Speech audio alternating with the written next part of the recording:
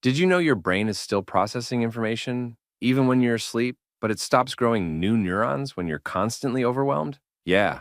Turns out burnout doesn't just make you tired, it makes you dumber, like biologically. Your brain literally taps out. Think about that. We spend our lives grinding, chasing, scrolling, cramming every second with podcasts, productivity hacks, and just one more email. And all that input, it's not making you sharper. It's making your brain close the damn curtains and take a nap. And here's the kicker: stillness. That terrifying, awkward silence we run from might be the very thing your nervous system is begging you for. But we confuse it with quitting. We think doing nothing means becoming nothing. Let me say it louder for the perfectionists in the back. Stillness isn't quitting. It's where you rebuild. We've been sold this lie, right? That your worth is directly proportional to how busy, useful, visible, and externally impressive you are. That if you're not making moves, then you're falling behind. Like life is this endless airport walkway. And if you stop walking for even a second, you're going to get swallowed by the void and never make it to gate 22B. But who built that moving walkway? Who decided the goal was non-stop motion? Because last time I checked, even your phone works better after a restart. But God forbid you take a week to stare at the ceiling without being called lazy, unmotivated, or falling off. We don't even give ourselves the grace we give our iPhones.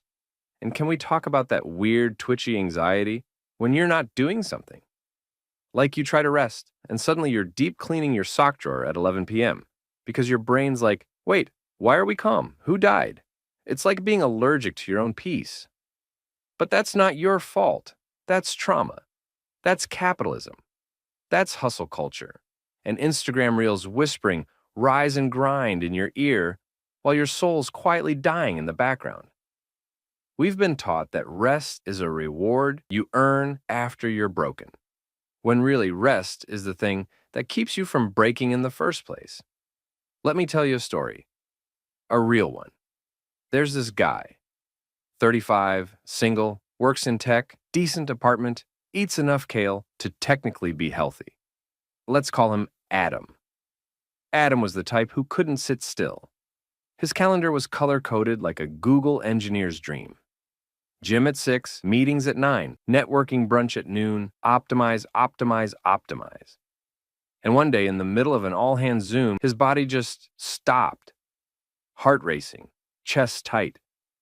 He thought he was dying. Turns out it was a panic attack. But Adam didn't even know what a panic attack felt like because he never gave himself a second to feel anything. He went to the doctor, got blood tests, brain scans. Everything was normal, except him. The doctor said, maybe your body's trying to tell you something. And for the first time, Adam actually listened. He took time off. Not a vacation, not a getaway, with an itinerary. Just time. And you know what happened? He remembered what his own voice sounded like when it wasn't performing. He sat still. He got bored. And in that boredom, clarity, realizations, forgiveness. Not for the world, but for himself. He started painting again. Not for Instagram. Just for joy. And slowly, the panic attack stopped. Not because he found a new productivity app, but because he stopped running. That's what I mean when I say stillness is where you rebuild. You don't heal by bulldozing through your pain. You heal by letting it catch up to you. Sit down long enough and you'll hear what your life's been trying to tell you all along. But yeah, I get it. Stillness is terrifying because when you're still, the distractions fade and all that unresolved shatit floats to the top. The grief you buried under group chats, the loneliness you hid behind dating apps, the dreams you postponed because they didn't fit into a spreadsheet. Stillness is where your soul knocks on the door and says, hey, remember me? And you have to decide if you're going to open it. We chase chaos like it's a badge of honor. I'm just so busy, barely sleeping, totally slammed, like being burned out is a flex. Bro, that's not a badge. That's a cry for help. You are not a machine. You are a human being with a heartbeat that deserves peace without productivity as a prerequisite. And if someone tells you, Well, not everyone has the luxury to slow down. Remind them, burnout is a luxury tax we pay to perform a version of ourselves that's palatable to capitalism. Slowing down isn't a privilege, it's a revolution. It's the most rebellious thing you can do in a world obsessed with speed. Look, I'm not saying quit your job, go off grid, and start weaving your own socks in the mountains. Unless you want to, and in that case, I support you 1000%. But I'm saying this, if your life feels like a treadmill you didn't ask to be on, maybe the answer isn't running faster. Maybe the answer is stepping off and asking, why am I running in the first place? Stillness is not a pit stop. It's not a timeout. It's the workshop where your broken parts get rewired. It's where your mind starts to whisper truth again. It's where you remember your actual freaking self. And that's the part they don't tell you.